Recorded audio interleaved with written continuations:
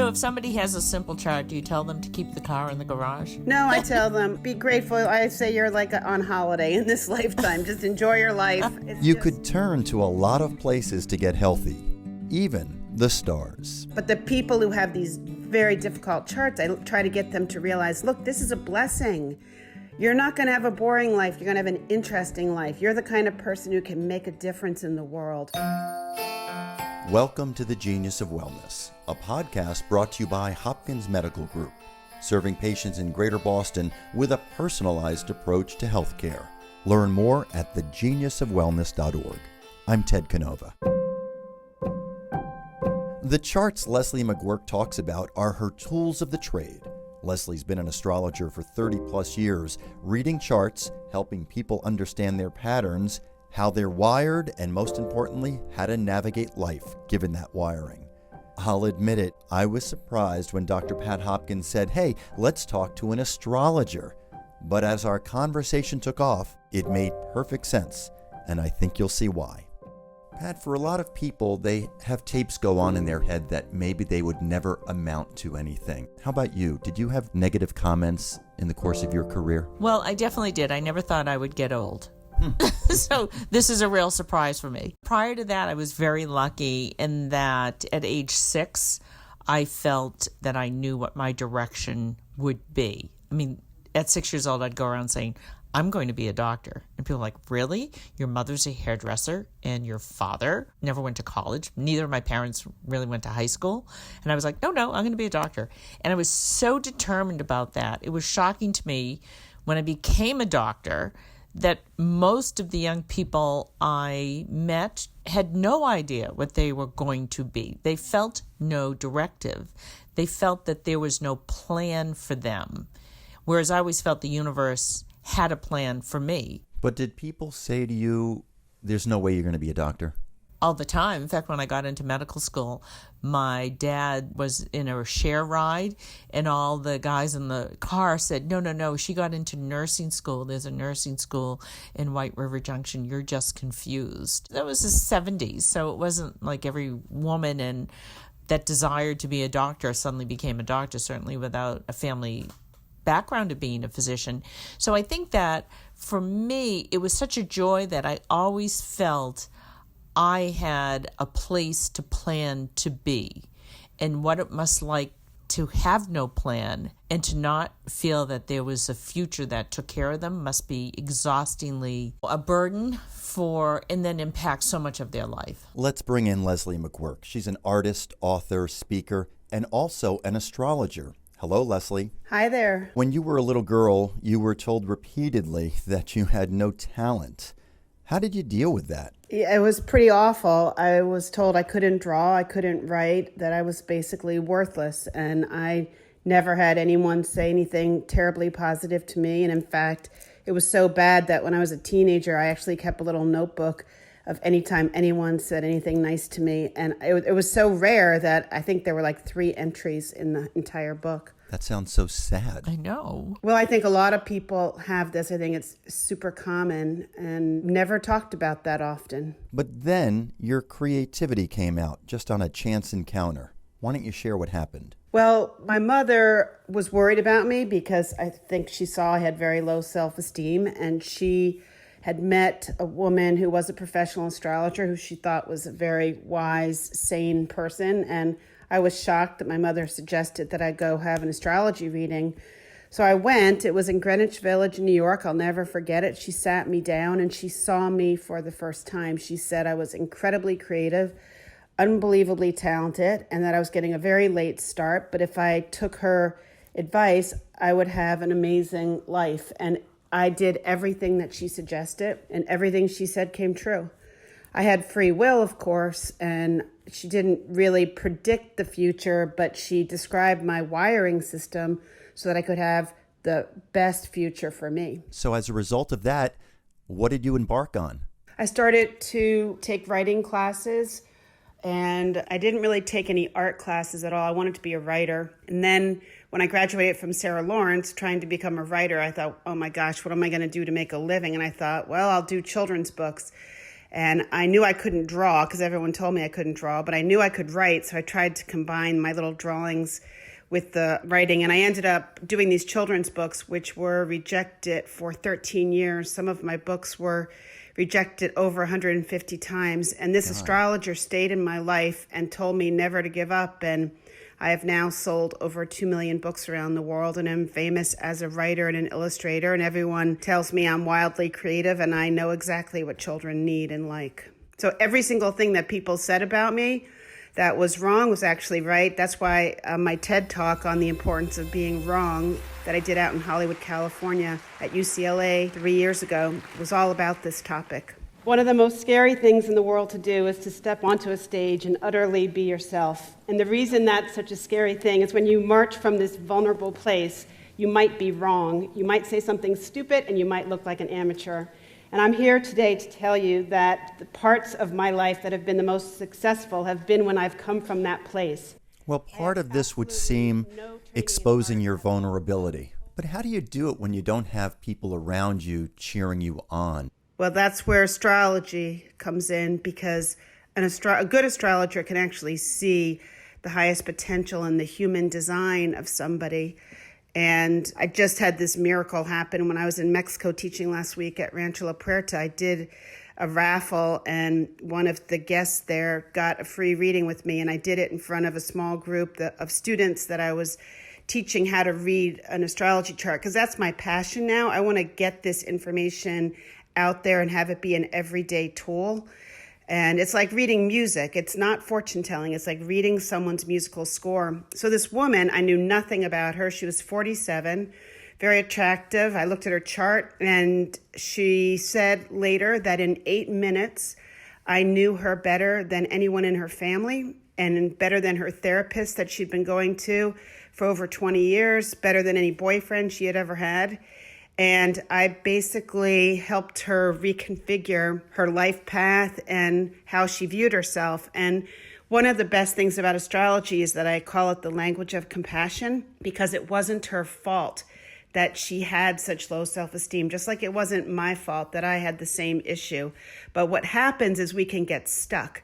And astrology gives a higher viewpoint on a person than anything that a regular psychotherapist could do. Well, I would think you demystify astrology, that it's not fortune telling and it's not a daily horoscope.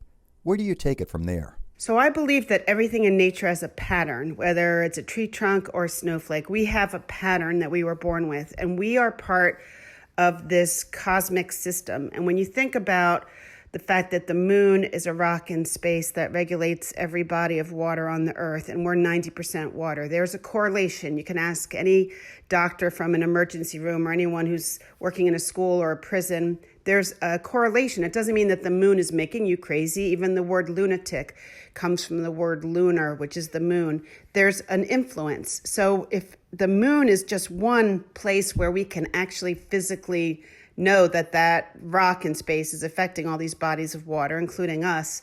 If you extrapolate it out and realize, what if all of those other planets that are all going in the same exact direction at all times at certain speeds, all of them have their own speed, what if all of them are in some sort of harmonic pattern that we as humans, when we're born, get imprinted with the sacred geometry vibration of where all of those planets were at the moment of birth? It's incredibly accurate. I tell my clients that I'm 95% accurate.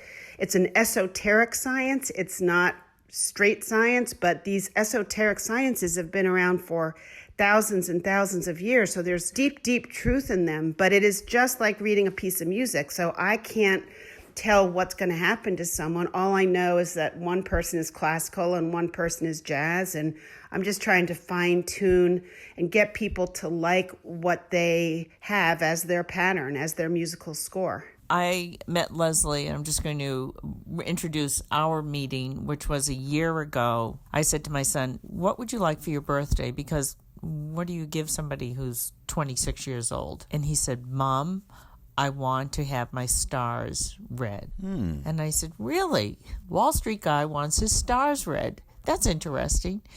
And I'll never forget, he had his stars read, and he immediately called me and said it was the most impactful, meaningful, best gift on the world, Mom, you've ever done. He was just over the moon, if I can use that term, and was so excited to have done this. You know, he didn't share with me the details, but I think for him, being at a crossroads in his career gave him the encouragement to choose a different path and to also has comfort in the path that he has chosen, and to make changes, and that to move ahead and make change was good for him at this time. Well, Leslie, let's talk about Pat's son, not specifically, but where does free will end and the astrology becomes an encouragement to live a life that I guess you have to have faith in an astrologer's vision? Right. The way that I discuss that point is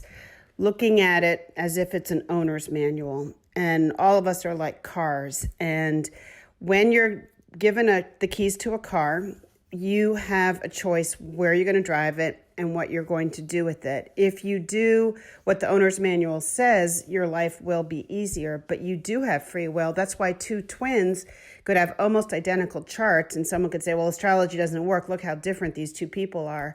It's because one person could have driven their car into a bad section of town and it got all beat up, and the other one never left the garage. And so someone could say, well, they're totally different. Well, they're not. They're the exact same car, but the difference is that you have free will. So if we look at astrology as like a piece of music, we can't tell as astrologers what a person's going to do with what they were given. All we can do is to help them see who they are. And a lot of people have very, very difficult charts, but those kind of more gnarly charts are the ones that are more interesting. Someone like Nelson Mandela or Richard Branson, or people who have these unusual, bigger, larger than life experiences on this planet. A lot of times they have kind of tricky, complicated charts. It's just, again, like music.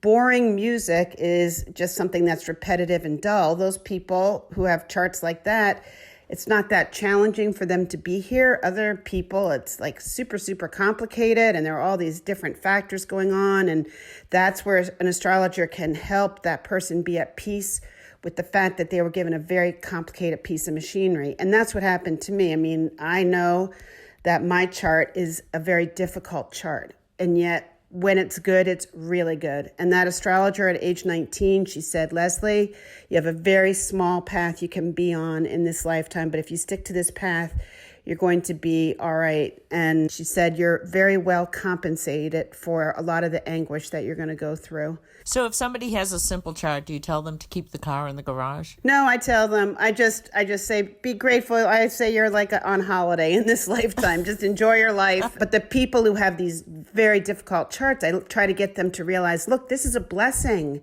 You're not going to have a boring life. You're going to have an interesting life. You're the kind of person who can make a difference in the world. Don't wish for an easy life. It's not necessarily a good thing. It's like what I call a human jellyfish. Jellyfish don't have a backbone. They just sort of float and they go wherever the current takes them. There are people who are born with that kind of pattern. And sometimes it's very difficult for them because some of those people wish that they had more structure and difficulties, but that's just not how they're wired for this lifetime. And it doesn't mean that they have to stay feeling like they're floating. Again, there's always an anecdote to anyone's chart. Hi, it's Ted taking a second to remind you that the Genius of Wellness is your place for interesting podcasts, tips for healthy living, and doctors who provide a personalized approach to healthcare. You can find it all, plus schedule an appointment at thegeniusofwellness.org. Now back to our conversation. Leslie, I know this may sound like an obvious question, but are you ever too old? I mean, Pat's son is 26 versus a middle-aged person whose life is more than halfway over. Oh my gosh, the middle-aged people are just as needing to have their owner's manual read as anyone. In fact, I have a client who's in her 90s, and she did it mostly out of curiosity and fun. And you know why it was really profound for her? was because I was able to tell her about her parents, and she had difficulties with her mother. And once I looked at her mother's chart and explained how her mother was wired and what the difficulties were between the mother and the daughter, for the first time in her life, she had a sense of peace and realized that it wasn't her fault, that her mother didn't really hate her, but her mother had her own trauma, and it just was a difficult combination. And that's the best thing about astrology, is that you realize it's not your fault when things are difficult. However, after an astrology reading, if you stay stuck in the places where you have a looping negative mindset, then it's your fault. And I always give people homework. If you can figure out how to work with the difficulties, then you need to do that. Otherwise, you'll just stay stuck, and it doesn't matter what the astrologer has said to you. I think not the biggest challenge, but is a big challenge, is treating people with mental illness. I got a call yesterday from a friend. She said, I have a son, he's bipolar, he's 35, and he weighs 500 pounds because of the medication he was given. And I just went, deep breath. This is a lot if we take on the case. And so many patients fail long-term the traditional path for mental illness, whether it's depression, anxiety, character disorder, personality disorder, bipolar. These are very difficult patients. Do you see astrology in that path of treatment? Oh my gosh, I can't even tell you how much it would help.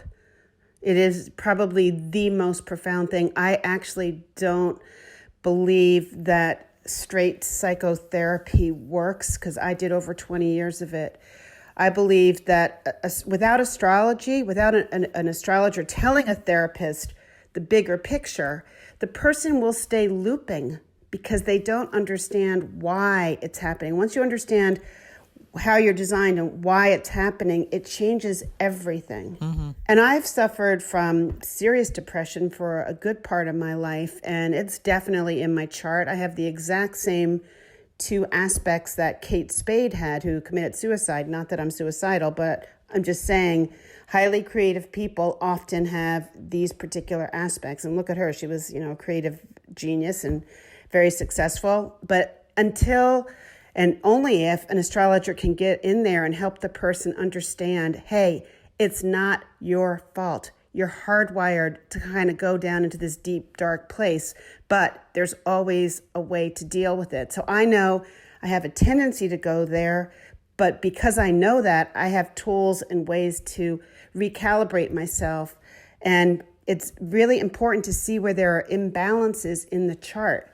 And if you can figure that out, you can actually change things at a physical level. So, for example, in my chart, I don't have any air. So there are 4 elements: fire, earth, air, and water.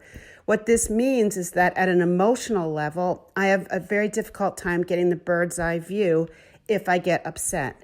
So it's just something I have to be very careful of. So that's why doing yoga is really good. Anything to do with breathing, making sure I always have time out in nature and space. These are things that will help balance me out. And then I don't beat myself up for being what I am. It's like yelling at a squirrel for being, worried about running around. You know how they're kind of hyped up. It's like, that's just the way the squirrel is.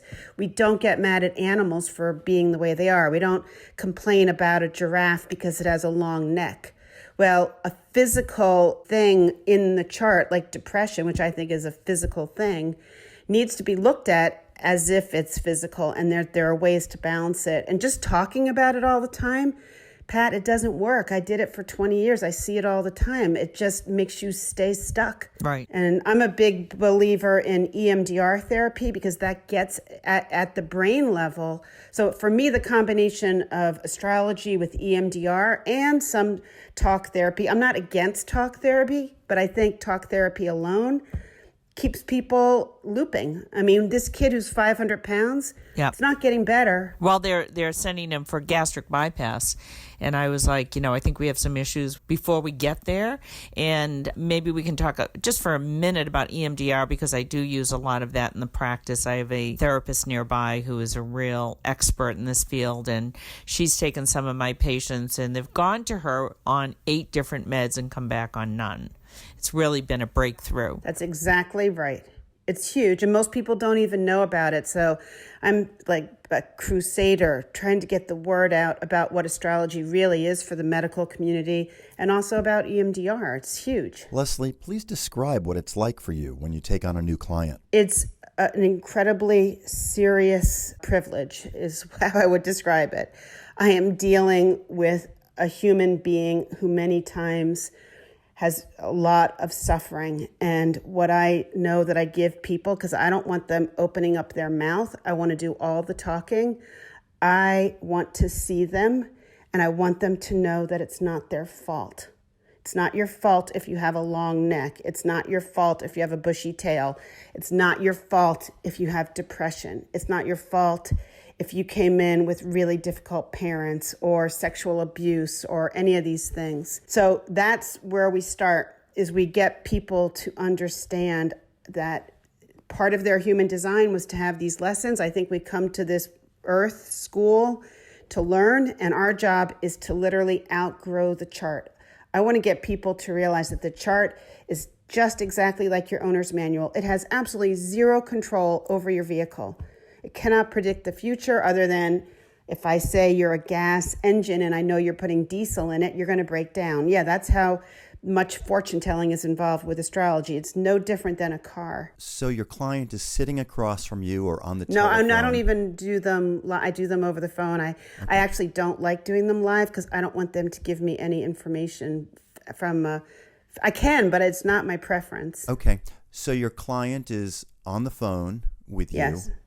silent, and do you talk for 5 minutes, for 40 minutes? Anywhere from 30 minutes to an hour, depending on what people want. But it's a very intense process. And as I said, in Mexico, for this woman who won this raffle, I did her chart in 45 minutes and changed her life. And it was the first time in 47 years on this earth that she felt understood. And then the frequency of checking in with you is what? Technically, if I read your owner's manual once, you're good for life. You can listen to that for the rest of your life. But there's things called weather, and we're dealing in this cosmic soup that we live in. Everything's changing up in the sky.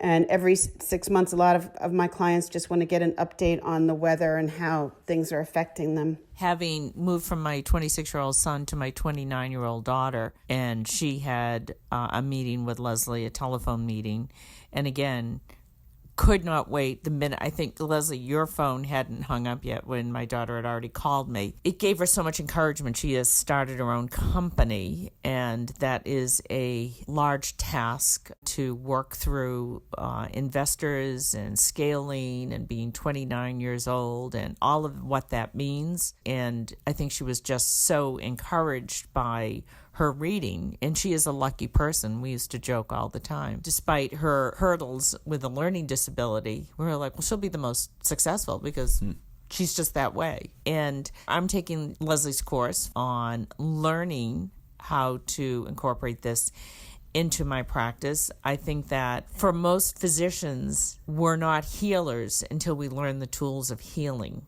And that's very different than learning the tools of medicine. And I think that's one of my missions going forward and at this phase in my life. And never too old to get my astrology done. I have to take an hour out of my week to get this done, Leslie. Right, and it used to be you couldn't get a medical license unless you knew how to read a chart. And part 2 of the Hippocratic Oath was left off. You can Google it. Hippocrates basically said, any man who practices medicine and doesn't know how to read a chart is not a doctor but a fool. This used to be at the highest level of society.